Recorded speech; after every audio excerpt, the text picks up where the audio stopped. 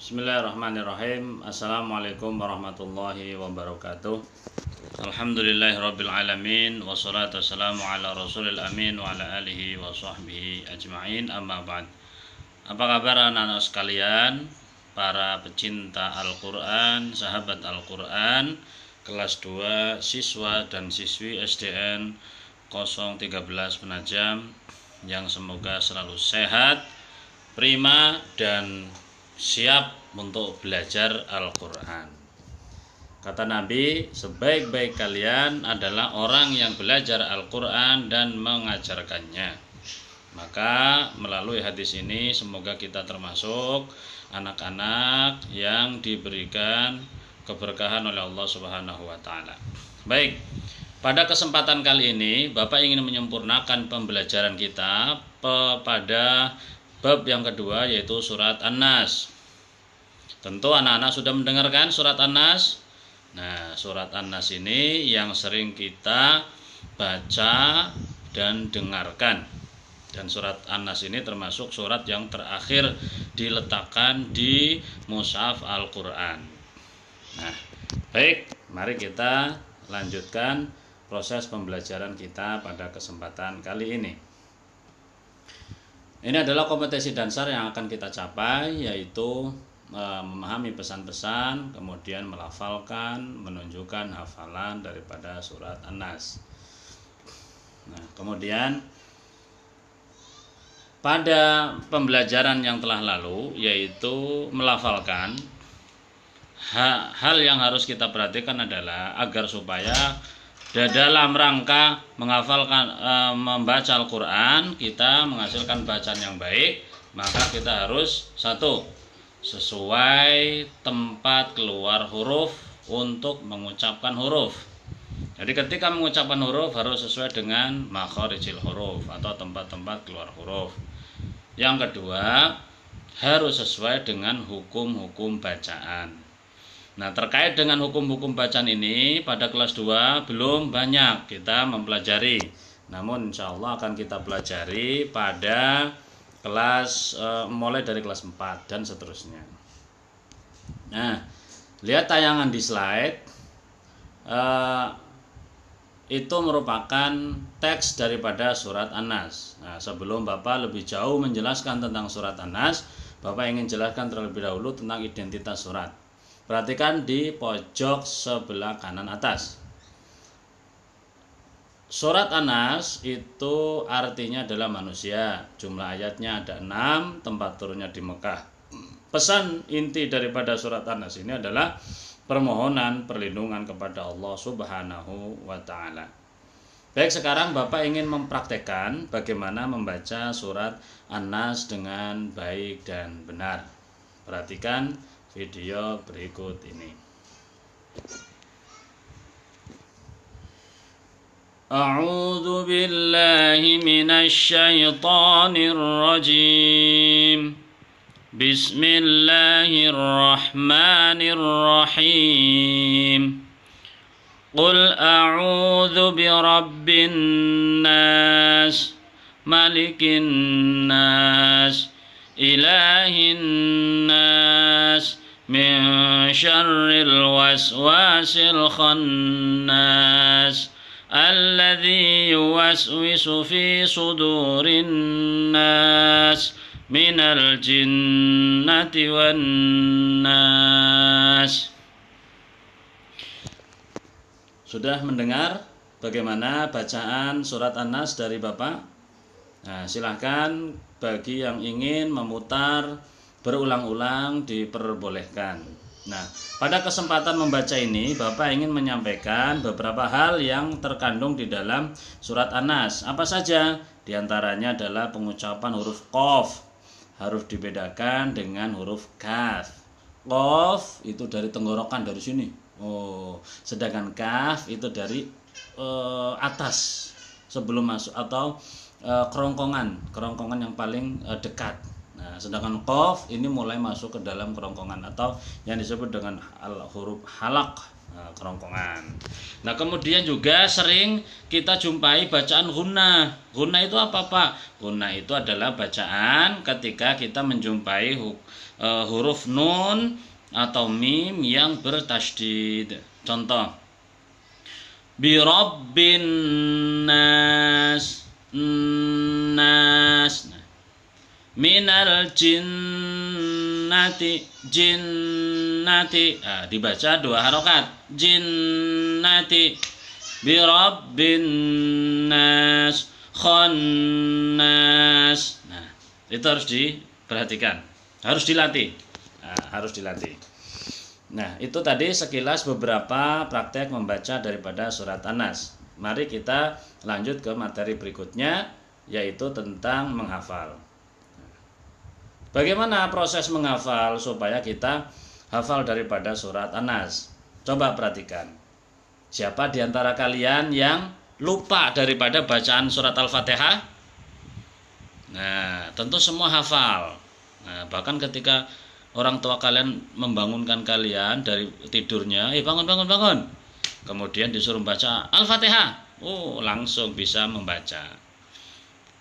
Pernah tidak kita bertanya, kenapa ya, Pak, kok saya hafal surat Al-Fatihah begitu mudahnya, sedangkan surat yang lain tidak sama dengan hafalan surat Al-Fatihah? Nah, jawabannya lihat pada penjelasan Bapak.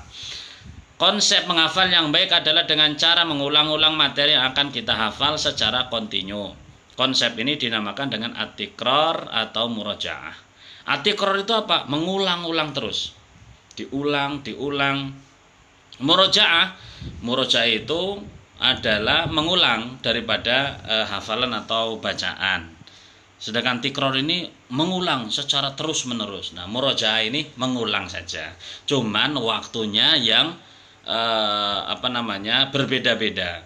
Kalau tikror pada satu tempat, pada satu keadaan. Misal setelah sholat subuh kita membaca surat An-Nas, ditikror bisa 10 kali, bisa 20 kali. Tapi nanti sholat duhur, sholat asar tidak dibaca.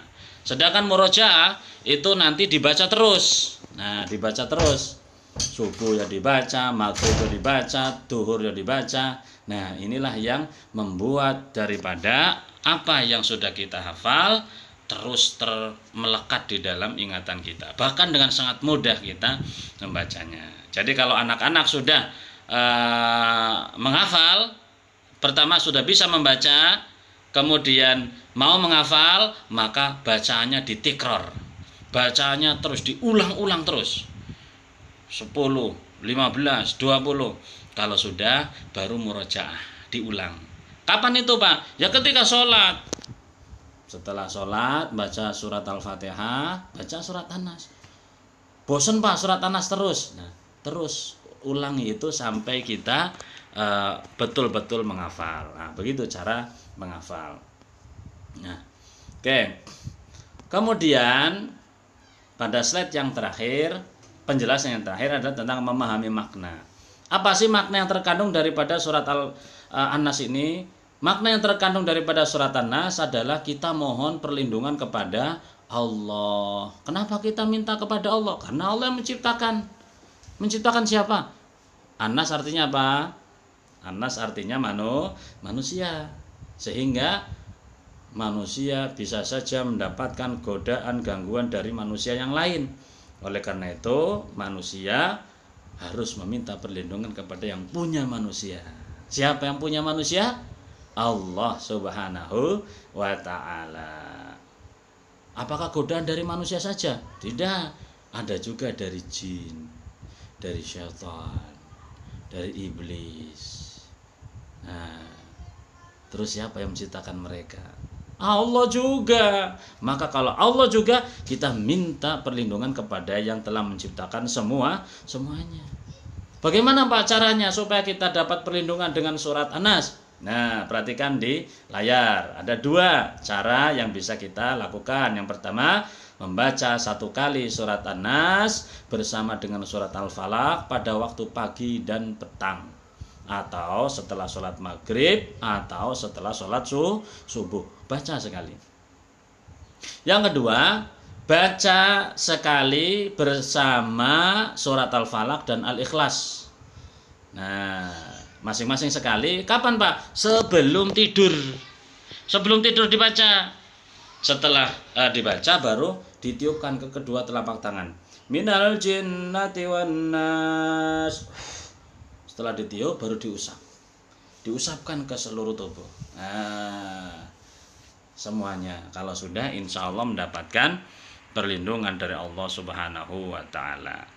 Nah, anak-anak sekalian, para pecinta Al-Quran, sahabat Al-Quran, siswa-siswi SD 013 Penajam yang luar biasa. Surat Al-Nas dan surat Al-Falaq ini, nanti surat Al-Falaq kita pelajari di kelas 4. Ya. Dua surat ini disebut juga dengan Al-Mu'awwidhatani. Apa itu artinya Al-Mu'awwidhatani? Adalah dua surat yang berisikan permohonan perlindungan kepada Allah Subhanahu wa Ta'ala. Nah, berlindung dari apa? Berlindung dari gangguan, godaan. Nah, itu kita harus minta perlindungan kepada Allah Subhanahu wa Ta'ala.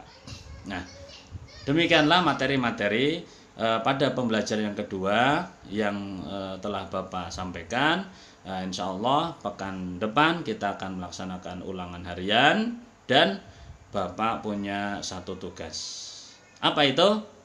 Nanti Bapak akan tuliskan di grup WhatsApp kalian, yaitu mengirimkan video membaca surat Al-Ikhlas, Al-Falaq dan An-Nas sebelum tidur.